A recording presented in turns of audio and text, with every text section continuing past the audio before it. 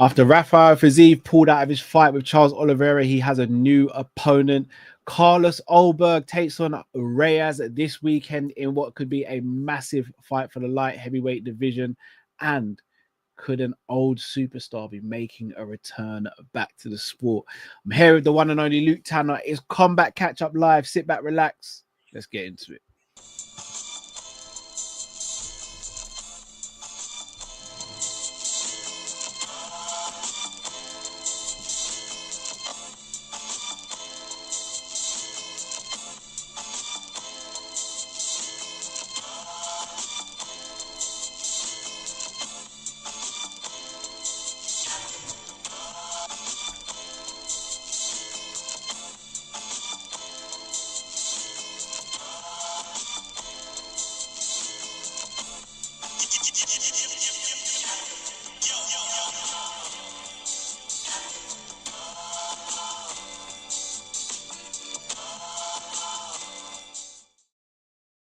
Yes, lovely people. Hope you're well. Welcome back to the channel. Please do smash that like button, subscribe if you're new as well. Make sure you subscribe to Luke's channel. Link will be in the description. Luke, bro, how are you doing? I'm feeling good. I'm feeling good. I'm starting to ache a little bit after playing footy, but I feel good. I feel refreshed. I feel For alive. context, you played football tonight. I also played football on a Wednesday as well, and my body's feeling it. I had a good game. But my body is feeling it, and this playing in your 30s, bro, it hits different. I'm not gonna lie to you, bro. It hits different. Playing as a fat man is challenges. But bro, we have some stuff to talk about. Look, on the thumbnail, it's in a certain order. I actually want to start with a different one now. I want to start with this Ronda Rousey stuff. So Ronda Rousey came out recently. And I'm going to read her quotes because I think it makes for very interesting reading, especially with a certain card being spoken about to happen next year, which has got me thinking this could be something, and there might be something more in this than we potentially think. So the quote is as followed. Where are we? I just had it. So, finding my love for MMA again. The last 6 months have been an absolute blast. It feels like I have so much left to grow, and without the weight of the world on my shoulders, nothing is holding me back. Now, Luke, before I let you speak about this, I'm going to say something, and maybe I'm wrong, but it's just how I feel. Ronda Rousey might be one of the most disrespected and underrated former champions that the UFC has had. And the reason I say that is because she is and was a pioneer, especially for women's mixed martial arts. Yeah. Conor McGregor obviously took the sport to another level, but she definitely provided Conor with a platform to take the sport to another level. I think if you look at the trajectory of UFC, Ronda came in and just blew everyone away. And she took MMA to a new level. She took women's MMA to a new level. And then Conor, off the back of that, just took the whole sport to another stratosphere. I think people forget, in the same way people forget about Conor's run, people forget about Ronda's run. Ronda was on an absolute tear before she lost to Holly Holm, and she was stopping women in 15 seconds with Kat Zingano, barely getting out the first round. She was one of the most exciting fighters on the roster, and then lost back-to-back fights against Holly Holm, who turned out to be one of the best female fighters of all time, and Amanda Nunes, who's considered the GOAT. Is she, or has she got the most underrated legacy of a champion in recent years? Underrated? Oh, that's a great one, because I think she has. I just think, especially with the MMA game, it's all about what you've done for me lately. And the last time we saw her, she got her ass beat by Amanda Nunes and then went off to WWE. So that's the last time we've sort of seen her. Obviously, she's come out and done interviews since, and that's sort of soured people's opinions on her. So I do think her legacy in respect is very, very much underrated. whether or not that she should be coming back for this particular card. Has someone run out of dough? Is that why she wants to come back? Because let's be honest, like I'm not too sure, like whether not that she should be even on this card, or not that she should even be, but not the UFC should be even entertaining her return at the moment, because the business isn't what it once was when she left. Is that It's no more changed. reason for her to come back though? Well, it's not driven by pay-per-view anymore. Obviously, Dana and Ronda have got a very special relationship, as it's been well known, well known, publicized. And I don't know. I just don't know whether or not women's MMA has evolved so much. I think it's evolved past her. It's evolved past her, I think. And yeah, of course, like you can get Ronda on the White House card, and you could probably put her up against anyone because hey, look, it's Ronda. Ronda's back.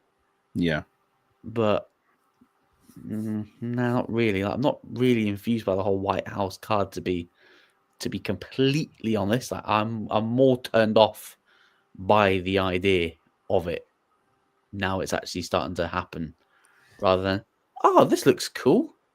Rather to like, yeah, maybe this shouldn't really happen. all right. So the UFC's biggest problem has been creating new superstars and having those superstars fight regularly and take the sport over and really catapult themselves. A lot of that's down to the UFC. And big up to Jamie. Obviously, he's not here. He's on holiday at the moment. One of the things he says is storylines or lack thereof. There's not enough interest being piqued for some of these fights. Now, granted, Ronda Rousey for me should be nowhere near a title picture in women's MMA anymore. She just hasn't been around long enough. Are you going to say what I think you're going to say? Because I will boo you out your own channel. What do you think I'm going to say? BMF belt. Oh no, not BMF. Gosh, no. That. Oh, phew. I think there is a fight for Ronda Rousey at this card, and I think it makes sense to put her on this White House card. And I think that fight is Miesha Tate. Yeah, screw it. Yeah. Sorry. I just got Donald on the phone. Donald. Yeah, Donald. Great fight. I love the fight. Great Ronda fan. Great fire. Got great skills. Amisha, if you got a couple of cupcakes. I think that fight makes sense. Look, two legends of the game, two pioneers, no love lost between them. Perfect fight to come back to for Ronda. Miesha will see it as a perfect fight because she's still been active and this is a fight she'll want to get back. It has a storyline. Ronda's returning. They fought twice already. Ronda broke her arm the first time, beat her the second time. They did tough together. I think Ronda Rousey returning and fighting Miesha Tate wouldn't be the worst thing to do for the UFC in terms of a business standpoint. In terms of a competitive standpoint, in terms of a high-level MMA fight, I don't think it would be that. I don't think it would be that at all.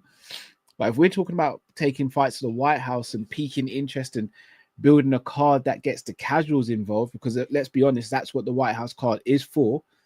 Yep. Ronda versus Miesha makes all the sense in the world, in my opinion.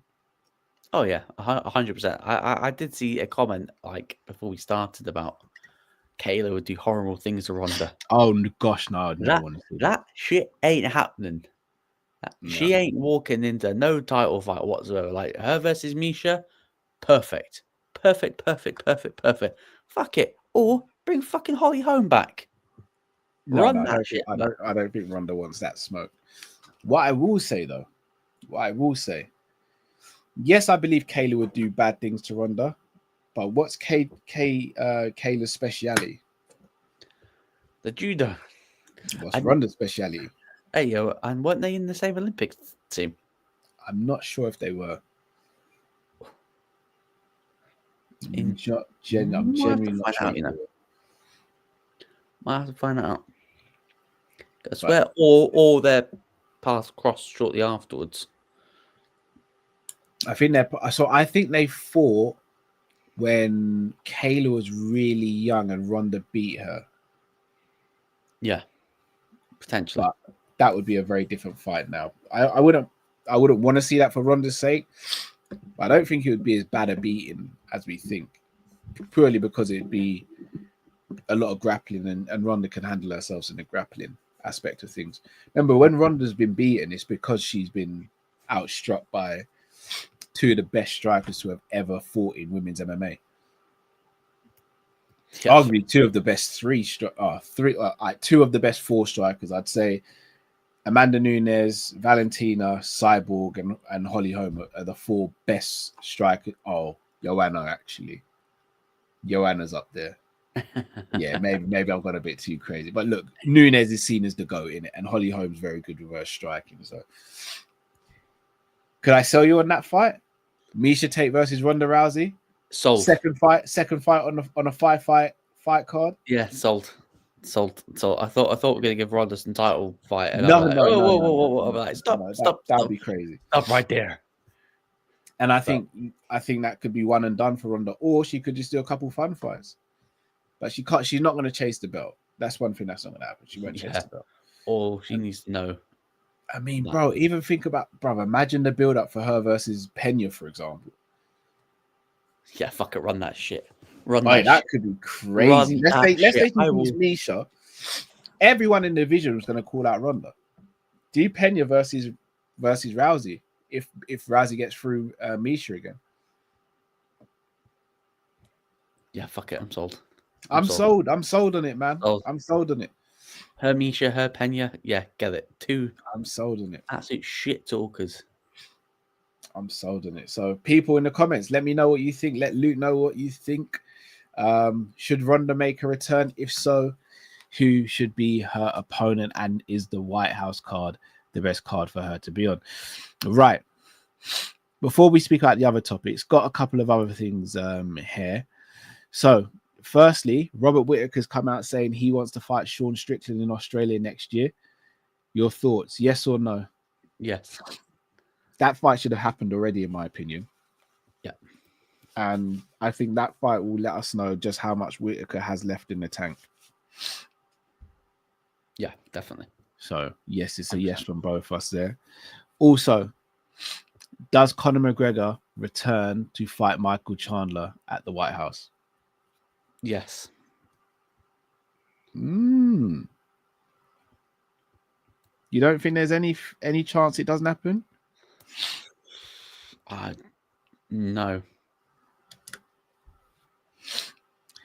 Does John Jones? I don't think Conor would do what Jones did. Does John Jones fight the winner of Gane and Aspinall at the White House?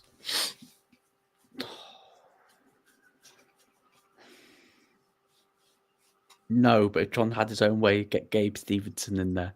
Because there's already done him as a future UFC heavyweight champ. I'm like, John, shut your mouth, kid.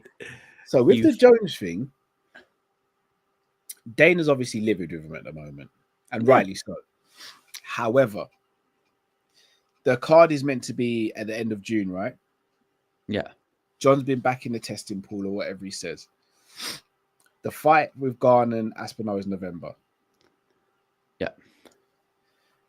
Right.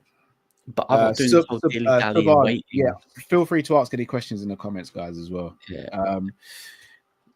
Could Jones fight, say, a Curtis Blades in January or February to prove that, he's serious again, earn that title shot, and then get it at the White House? No, because I don't think John's interested in fighting a Curtis Blades. I don't think he actually gives a toss. But I think he would if he's promised. For him, it's on that White House card. For him, it's championships or bust. To be fair, and look, when Tom Aspinall beat Cyril Gane, in my humble opinion, I don't want this to be like a will he, won't he, will he, won't he, will he, won't he, and have this whole saga drag out again. I'm fed up. If he doesn't want to fight,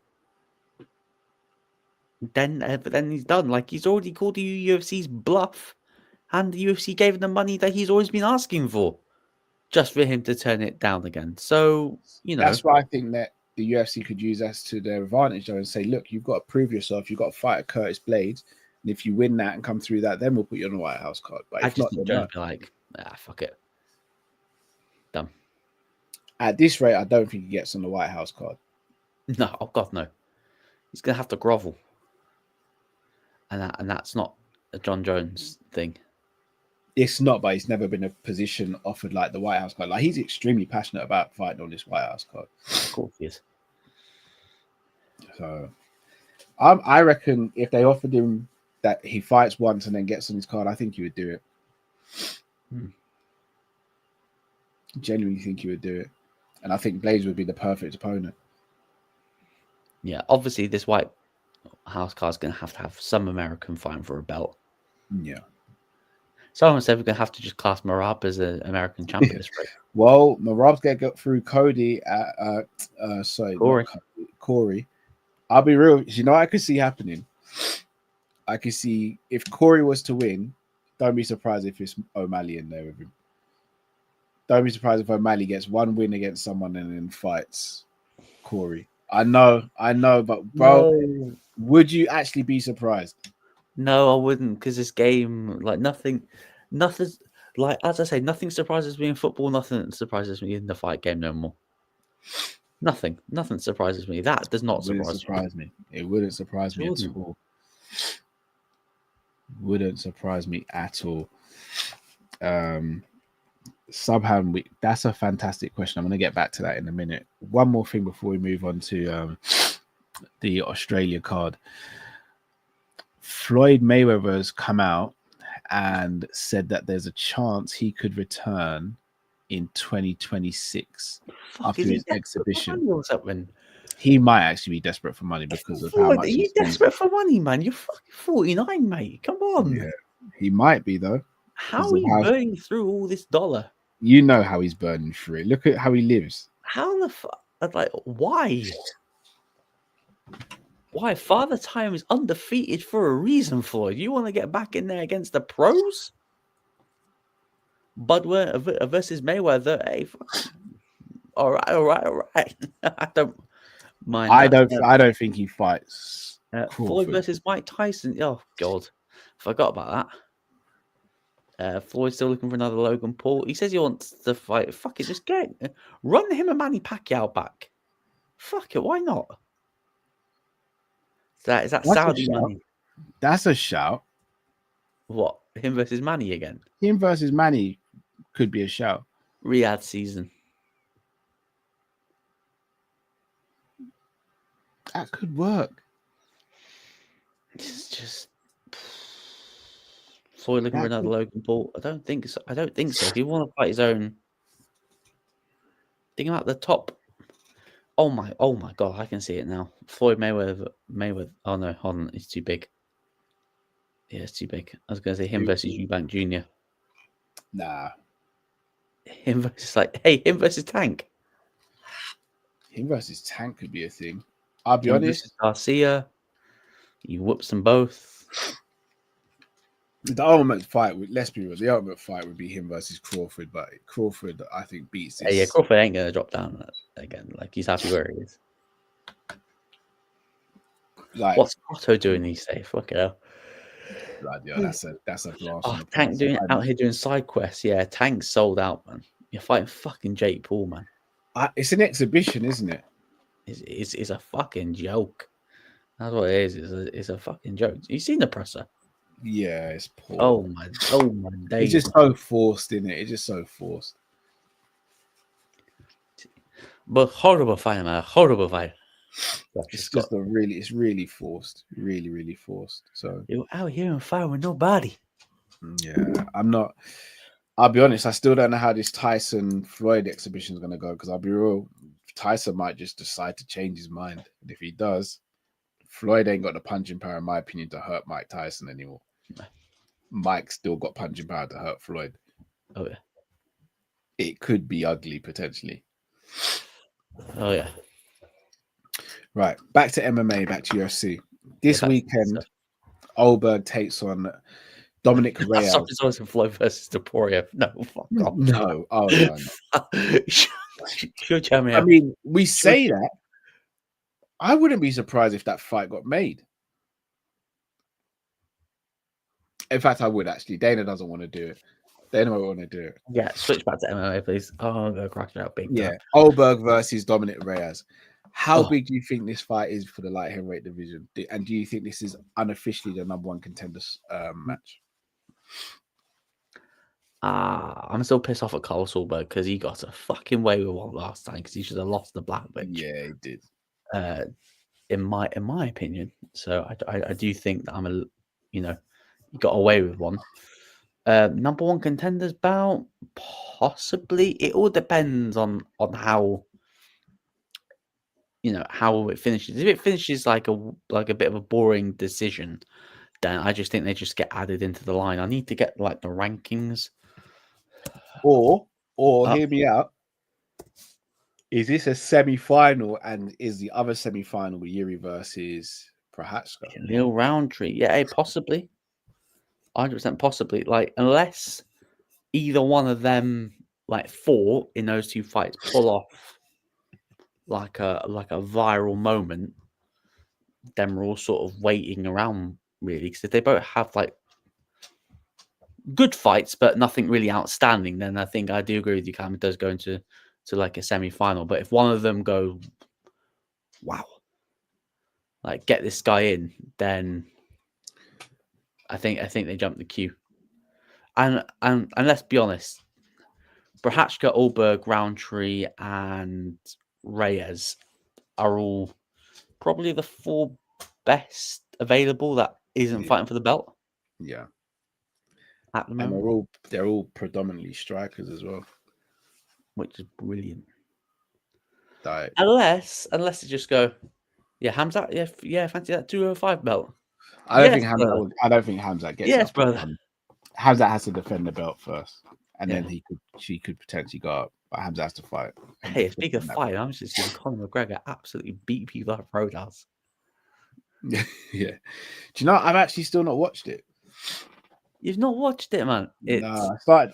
When we was in Portugal, I started watching it, and then we both ended up falling asleep. It's good. I think you'd enjoy it. They're making another one as well, aren't they? Nah, fuck off, are they? I'm pretty sure I read somewhere they're making another one. I don't know if Conor's going to be in the next one, but I'm pretty sure I read somewhere that they're making another one. We will be there. We will be there. We will be there. We will be there. I need to watch the first one. I'm going to watch it probably. I'll probably watch it over the weekend, to be fair. Yeah. Probably watch it over the weekend. Who are you calling for this Ulberg and Ulberg and Reyes fight, bro? Oh, I keep on going back and forth on it, and I actually think it's going to be a really entertaining fight. But that's literally pick a coin, flip it, and then whichever one it lands on, I'll be like, yeah, cool. I'll go Reyes just for the redemption story. To not lose to John Jones, then going that losing run, getting finished by Prochazka the way he did. Ryan Spann, you're thinking, fuck me, he's done. And then he went. Is he gone 3-0 since? Yes, I think so. Yeah, potentially to go 4-0, get himself that number one contendership belt. Like there would not be a better redemption story than him winning the belt. I hear that. But one of the best redemption stories in MMA. Could have beaten the GOAT, took the long way around. Yuri's also a good redemption story though. Won the belt, lost it because of injury, then lost twice back to back to a Pereira, then could fight his way back after beating Jamal Hill, beating Khalil Roundtree, potentially then beating one of Reyes or Ulberg, and then winning the belt. That could be a redemption story as well. Yeah. Yeah, definitely. Yeah, but I just think the Reyes one, considering that like he was down and out, like we thought, this guy's gonna get himself cut, future endeavors and all of that. But the way that he's come back and turned his career around is very inspirational. He saved his own career. Yeah, very inspirational stuff. Yeah, very inspirational stuff. So I'm actually going to go for. I think Reyes might do it. I think he's the quicker man. I think Ulberg can almost become not one track minded, but he can sometimes just stay at the same level rather It's than very going up through the gears. one-paced. Yes, that's There's the no word. gears to go through. Yeah, Like, yeah, and I think that was his issue. I do think that's why he is. I don't know how he's managed to get away with some of the tight decisions that he's had in his last couple of yeah. fights. Same. With that one pace, it's sort of really difficult to judge Yeah. him in. Yeah. No, it really is. All right.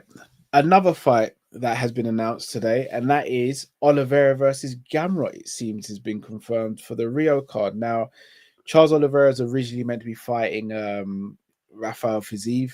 Fiziev got injured and pulled out the fight. Then there was names like Moicano, Sarukian, Gamrot, and others. However, Gamrot is the one who is actually seems like he's been given the nod. How vital is this fight for Charles Oliveira, considering in his last four fights, I want to say, so he lost against the champion Makachev, then he beat Chandler, then he lost against Sarukian in that patch as well, and then also lost against Topuria devastatingly. How much does Charles need a win here? He is 3-1 in his last 6. So Yes, he beat Gaethje, lost to Makachev, beat Dariush, lost to Sarukian, beat Chandler, and then lost to Topuria. So it's very up and down at the moment. I think he beats Gamrot, like fair play to Gamrot, stepping in less than 3 weeks' notice. But I do think Charles will get the job done. I don't think it'll be a vintage performance because you can see in Charles's performances that he is visibly slowing down. Like it's not the Charles of old when he was on that absolute tear. Yeah. So, but great opportunity for Gamrot.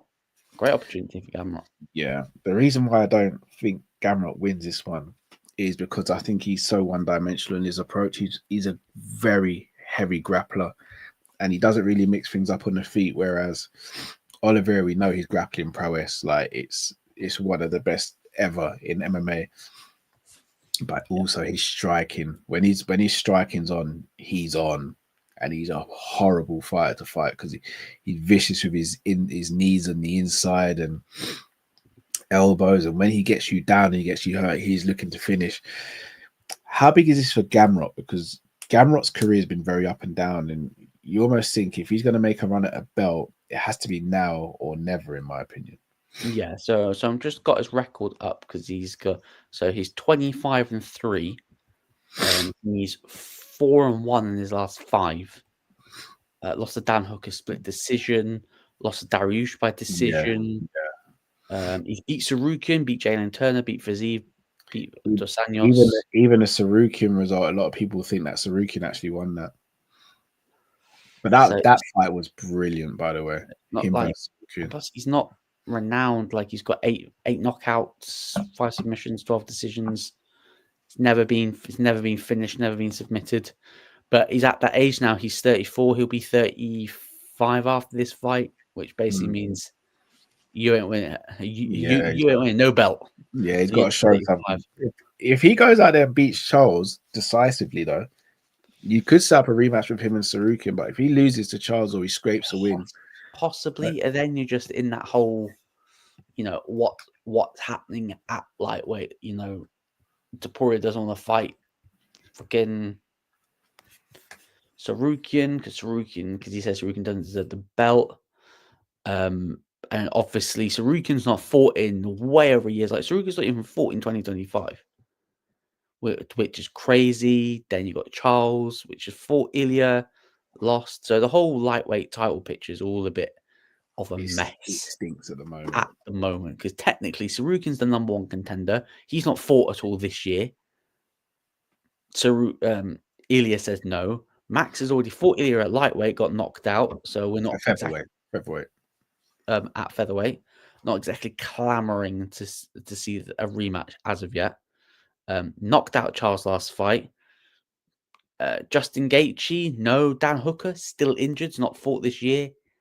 at all. Paddy, the story's there with Paddy. But Paddy's a win away. Paddy has Just to tell Diego fight. Lopez to move up to lightweight. Fuck it. Hey, fuck it. Roll it.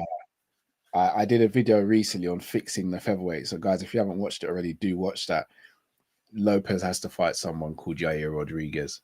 We need that. We deserve that. Well, We deserve this. We deserve that. We do deserve it. So yeah, so the That's lightweight the fight. division, you need to do one saying fix the lightweight division because this division is a mess. Do you know what? That might just be my next video, bro. Because there's no outstanding number one contenders. The talent coming through meaty isn't coming through. Hmm. It's like the old guard are still doing their best to sort of hold off new blood. Yeah. Whereas at you're seeing that featherweight, the new blood starting to come in through with Diego Lopez and Evloev.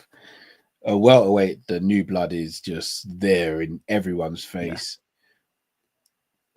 Middleweight as well, to be fair, with Imavov and Bahalio now. Light heavyweight, you could say there's been a resurgence, to be fair. Not necessarily new blood. Well, Ulberg's new blood. Khalil's kind of relatively new blood.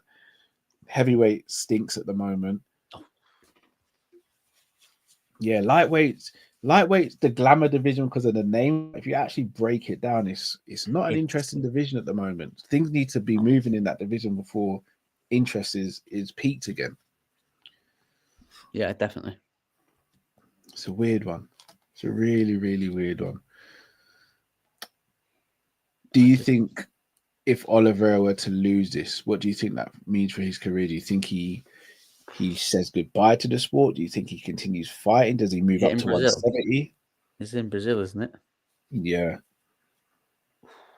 He's got a formidable record in Brazil.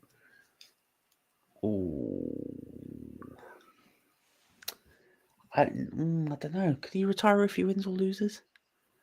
If he wins, I don't think he'll retire. If he loses, I think there'll be a conversation. Because, like, if he does win, where does he go? Can't drop down. Can't fight for the belt. I mean, him versus Max for the BMF belt. Rerun that. I swear, you are literally reading your mind. You're literally reading my brain at the moment.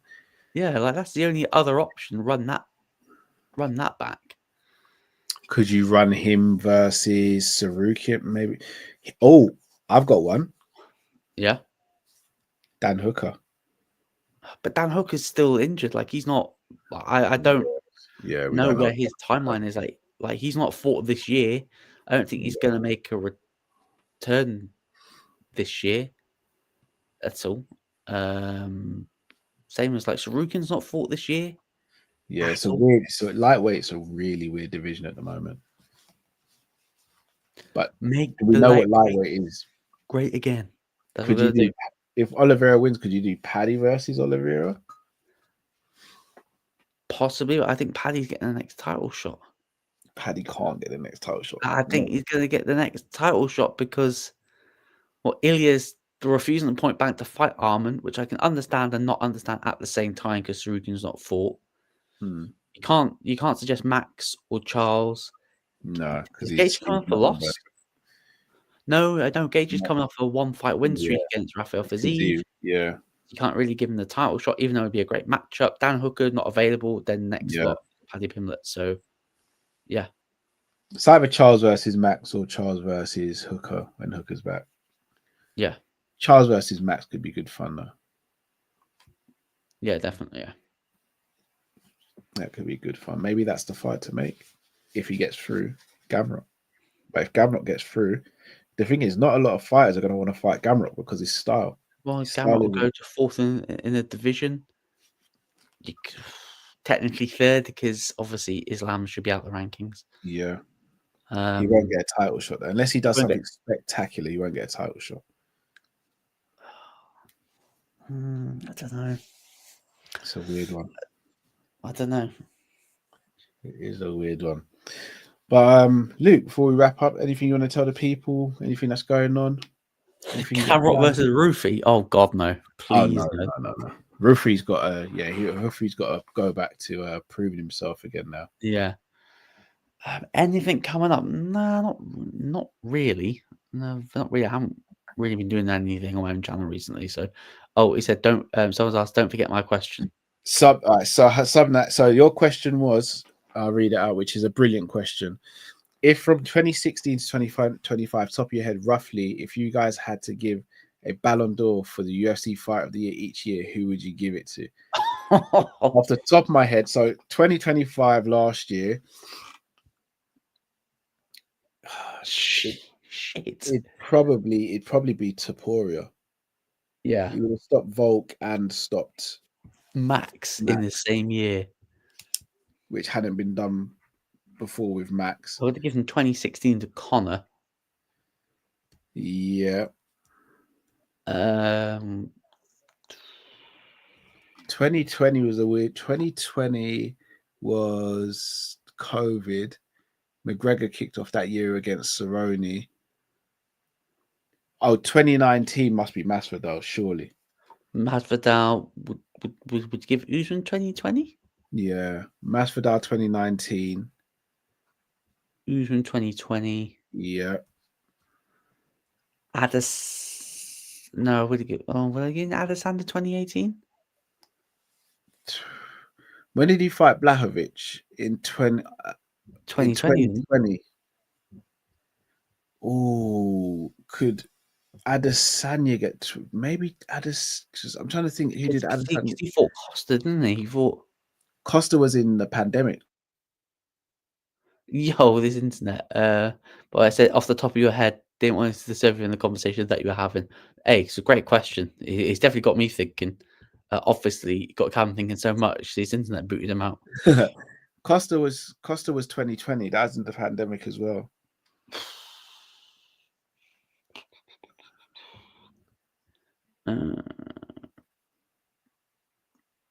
2023. Would you have given it to Islam?